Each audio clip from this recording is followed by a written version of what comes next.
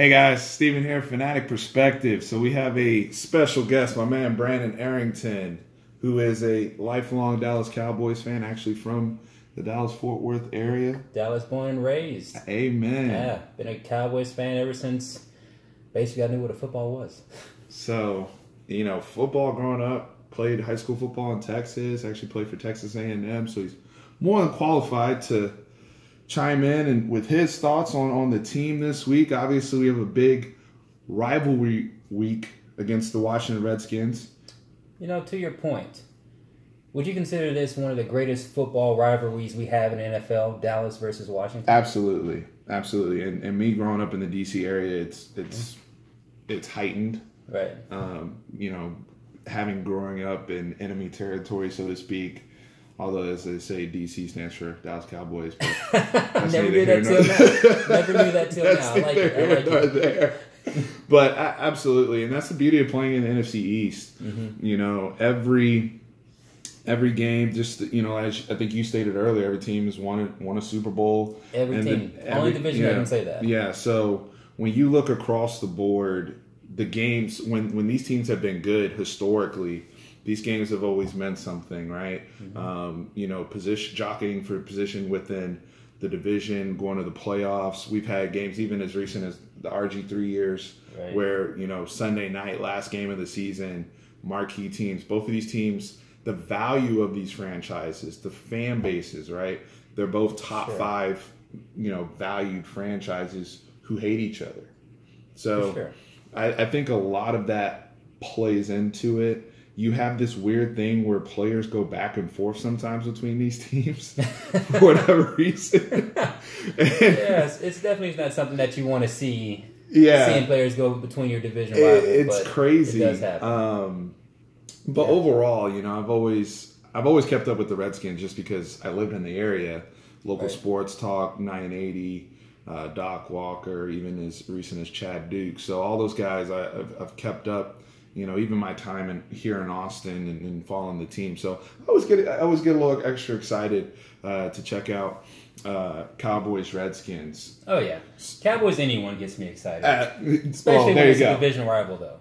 There you go. So coming off last week's game, just your quick thoughts on what we saw. Playing a top tier defense against Jacksonville, we come out 40-7 victory, really building some momentum. Going into our second division game, what are your thoughts? First of all, a spectacular game. Couldn't have asked, as a Cowboys fan, couldn't have asked for anything better. It was surprising, though. I will say that. It was surprising. Jacksonville being a good defensive team. Blake Bortles, not the best quarterback in the league by far, but, they've been able to manufacture wins. And so I didn't have too much optimism going to that game. Seeing the first half, how that unfolded, it was almost like just a perfect storm of everything coming together. I look 24-0 in the first half. 24-0 in the first half versus a top-tier defense. I don't think anyone would question that defense is top-tier. But I also look at the game Dak had, and he didn't do too much. When he comes from passing, he threw less than 30 attempts. To me, anytime Dak throws less than 30 attempts in a game, we're doing well. But they were effective attempts. Challenging, efficient. But early in the game, he took the time to challenge downfield, right? Right. Attack those corners. Attack AJ Boye, who was all NFL last year. Jalen Ramsey. Attack both those guys. Didn't necessarily complete the passes all the time, but guys, Michael Gallup had a big play downfield. We had some balls to the tight ends. Mm-hmm. We kind of got everybody involved, and then we leaned on the run game as we to close it with Dak included. Had 82 yards? 82 yards on the ground. 82 yards on the ground. That goes back to that efficiency in the passing game.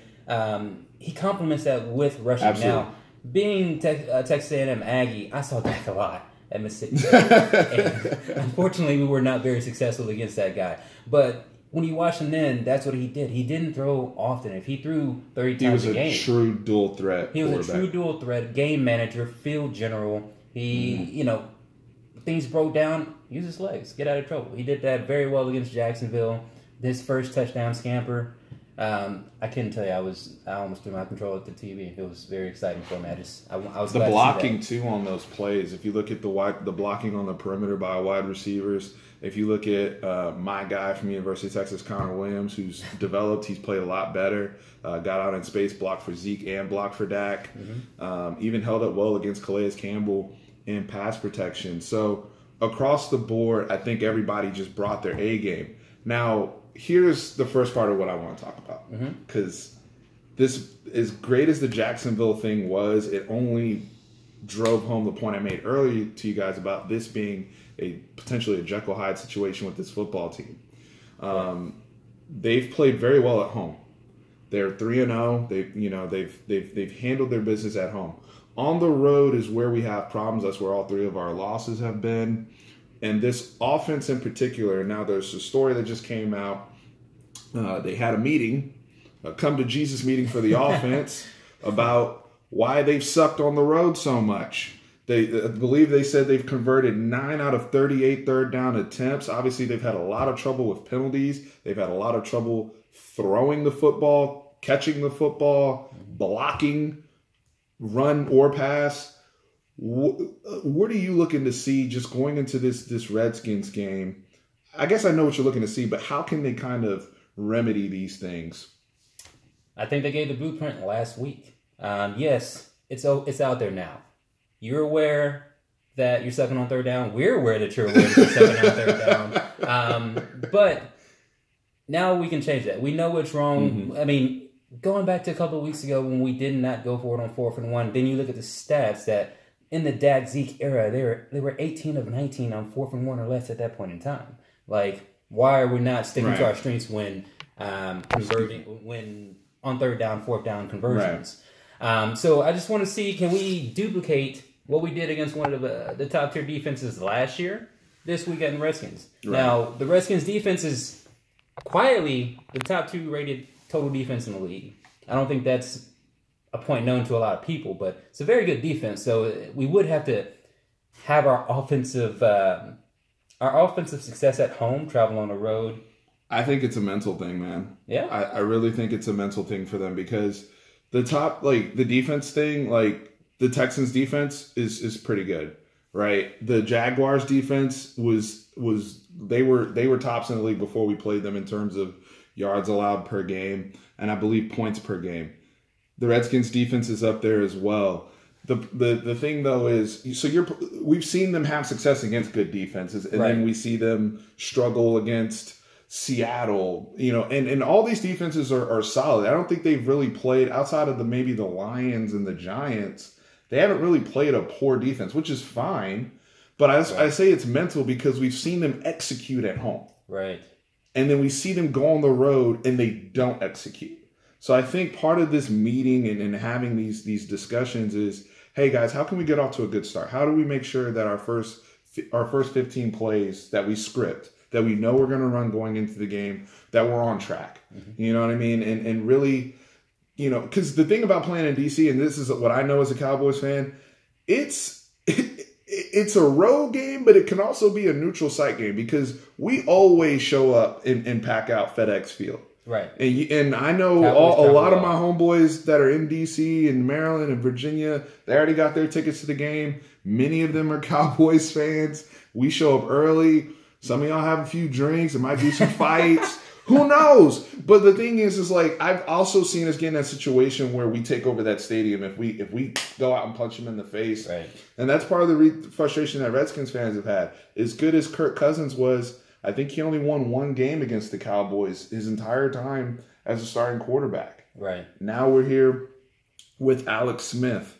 Just, from a Redskins perspective, they also look like they're a Jekyll Hyde situation. I'm glad you made that point. I think you actually brought it up earlier. They went out, they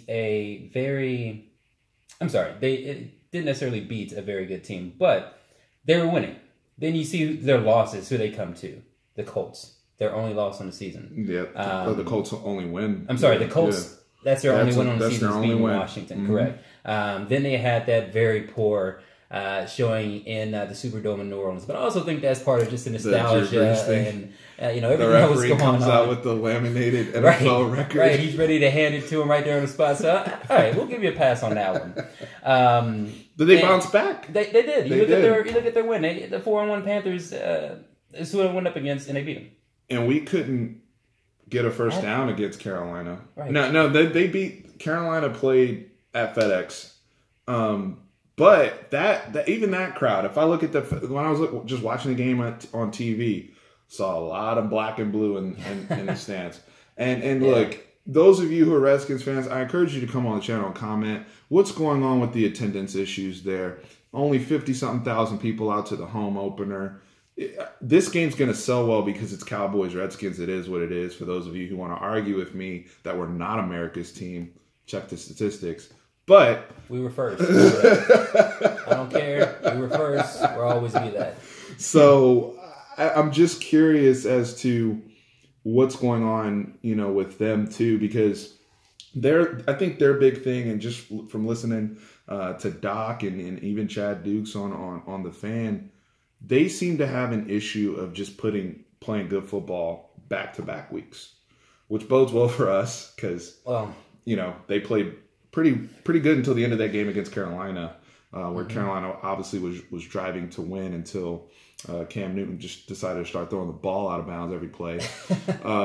But I do think statistically the Redskins, even with the Saints game included, they're second right now in yards allowed per game, but total yards because they had the bye. Excuse me, but total yards they've allowed. But I do think there's Zeke Elliott and Dak have had a lot of success against the Redskins defense since they've been Cowboys. They haven't lost to DC. Zeke actually has run pretty effective in every game we've played against them. And this is going to be a game where schematically it's not going to be, this big chess match because you're playing against a divisional opponent. Right. You're playing against a divisional opponent. We know what they're going to do. Know each other very well. They know what we're going to do. It just comes down to execution. Can we avoid those holding penalties? Can Lael Collins avoid on bubble screen not throwing somebody in the back? Because that really will sustain our 10, 12, 11 play drive. And what I'm excited about, and I want you to talk about this Cowboys defense going up against Jay Gruden's offense, Alex Smith, and your boy Adrian Peterson. First, Adrian Peterson seems like he hasn't lost a step, even though he's he's looked good. 30s, mid-30s. I mean, he's looked good this year so far, surprising to me. But this defense has me more excited than any other defense in Cowboys in recent memory. Yeah. You look at the depth that we have on D-line. We can rotate in 7-8 guys that can apply pressure. Our secondary with Chidobe Awuzie, Byron Jones, who if you haven't been following Byron Jones since he made the transition from safety to corner, number one graded. The dude's been spectacular. So we have youth and athleticism in the defensive backfield. Leighton Vander Esch is starting to come on. Hopefully, Sean Lee's been practicing in limited. I think he's going to play. So if he comes back and plays, that just boosts that defense. Then you have Jalen Smith, who's playing, like a first-round draft pick all of a sudden, even though we got him in second. So it's good to see that he's improving. This defense really has me excited. Now, what can they do? Jay Gruden has produced offense in recent history. So that is scary to know. But if we come out, we stop the run, we make them become one-dimensional. So we do have to slow down Peterson. Do we have the talent to do it on the defensive side? Absolutely. And I think we will, because the big thing with Adrian Peterson, you have to hit him in the backfield. He's not a guy that's gonna jump cut out of situations and break a run that's not there. He's a guy that has to get momentum. Now, once he gets momentum, you might get one of those in the dirt, and that's that's scary because they do have some guys on their offensive line, Brandon Sheriff and Trent Williams, that can run, that can run block very well. Now they've had issues in their pass pro, and that's where I think we'll make our money this coming Sunday. DeMarcus Lawrence, David Irving being back. Look, I told y'all in the last video, whether it's Malik Collins, Woods, all those guys, applying interior pressure to Alex Smith. First of all, he's as good. He's been what Alex Smith has always been. Very efficient. Right. Doesn't take a whole lot of chances. I watched the Saints game very closely. Jordan Reed couldn't get a ball to save his life. He has these moments where it just turns into check down Alex and whatnot. And if the Cowboys can force him into that with what Chris Richard has established, to your point, with the secondary, how aggressive they are, open field tackling, breaking down on their man, you could see a situation where we have a lot of 3 and outs where that Washington offense isn't clicking. Because Jay Gruden, they like to do 3-step drop, get the ball. Same thing he used to do with Andy Dalton. Right. So I think with us, the key to the game is just going to be tackling and keeping everything in front of them, not letting guys like Jordan Reed get off, Paul Richardson get downfield. But, that's their only really burner, I would say, that they even have offensively is Paul Richardson. I agree with that. Paul Richardson is definitely going to be that deep threat target. The guy at TCU. Dotson. Yeah, Josh Dotson. What a disappointment. He's been an enormous disappointment. And a guy, being a Big 12 guy, I thought was actually going to be good. I drafted him in fantasy one year. That's to tell you my thoughts on him. I thought he was going to be something, especially when he had Kirk Cousins. It's a him problem because he struggled with Kirk. Right. And now Alex is here, hasn't really got that chemistry going. They brought in Michael Floyd.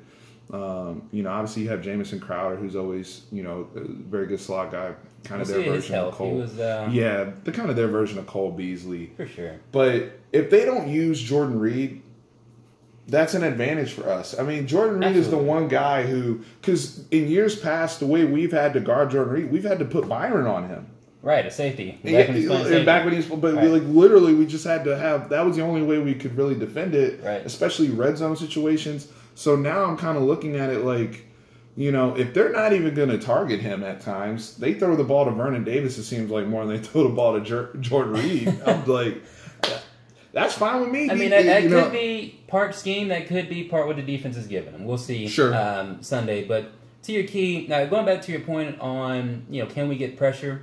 I think that depends. Can we stop the run? If they go hand in hand. Right. Because if we can't stop their run, who cares if we get pressure or not? It's not going to really matter. But if we can stop the run, that means that we're penetrating gaps, which means that hopefully that transitions to success, 3rd and long, 3rd and medium, passing situations. And I think, like you said, that's definitely going to be a huge key. That, along with what will our run game look like? Are we going to get 100 yards? I think if Zeke gets 100, 120, Zach gets 50 on the ground. Dak gets 50 on the ground. I think he can also. There's some opportunities for him to throw for over. This is going to sound crazy because we always talk about, is he going to throw for over 200 yards? It's just, again, the throws and the timing of everything. Like last week, he had 100-something yards, 150 yards at halftime. He was on pace for 300, but we're up by a gajillion points. So it's like, it turns into handing the ball off. But against this Redskins secondary, again, Josh Norman, Dunbar, some of those other guys, DJ Swearinger, they're all good players. But we faced really good football players last week. So I think for Dallas, again, and I can't drive this point home enough, it's a mental roadblock just executing on the road. And so speaking of mental roadblocks, when you look for that person, that leader, on the offense, this is twofold because you have 53 guys in the locker room, so you have a team. So first of all, who are you looking to for that mental testament as a team? Secondly, offensively only. I'd like to see the head coach and the coordinator step up with a good script to open the game. Because I think, to your point, yes, you're looking for, but to me, Dak is a good leader. To me, Zeke has actually stepped up. He's been more vocal. I love how he took accountability for the Seattle game when he had all his screw-ups. So they have people that are saying the right thing. Zach Martins seems to be a good guy who's been more vocal. He commented today about the road meeting, we're going to be good on the road now. But I think it's also incumbent upon Scott Linehan and them, hey, we need to get points on this opening, just the way they started the Jacksonville game. with the Cowboys, how they start always kind of gives me a good idea, indication. I agree with that. You know what I mean? If they come out and they hit the little bootleg thing and Dak's hitting the guy on the move, I'm like, okay, he's in his bag today. It's rhythm. But it's all rhythm with him, especially a younger guy. It's not like Aaron Rodgers who can have a bad half and then come in the third quarter and throw for 300 yards. You know, or even the boy Mahomes. Mahomes did that. Mahomes had a terrible half against the Patriots, and he still gets to 40. You know, because he can play himself out of it. Right. Dak's not at that level. Nor do I want him to be. But he needs that assistance and that help from the coaches. And that's where some of that stuff, I know we said throw out scheme in this game, but starting the game off, you do need some solid scheme stuff. Throw the Redskins off the scent a little bit, and then get into your run package and let him throw play action off of it. I think that's the key to victory. I agree. I want to do predictions, and we can wrap up here. How do you see this game playing out? Honest. Don't pick the Cowboys because you're a Cowboys fan. You know, because I like to keep it real. Honestly, do you think?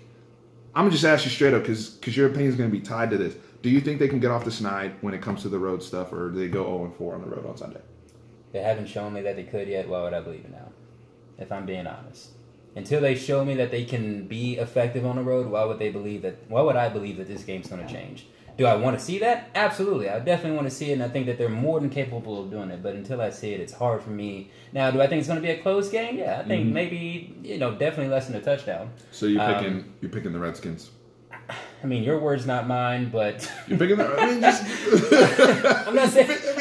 I'm not. Being a Cowboys fan to say I'm picking the Redskins. It's tough. It is tough, yeah. But I mean, it's a game. It's on the road. It's a rival game. I mean, generally you toss everything out the window when it comes to these rivalries, but with them having a home game, you're basically saying you don't trust them yet. Not yet. You're right.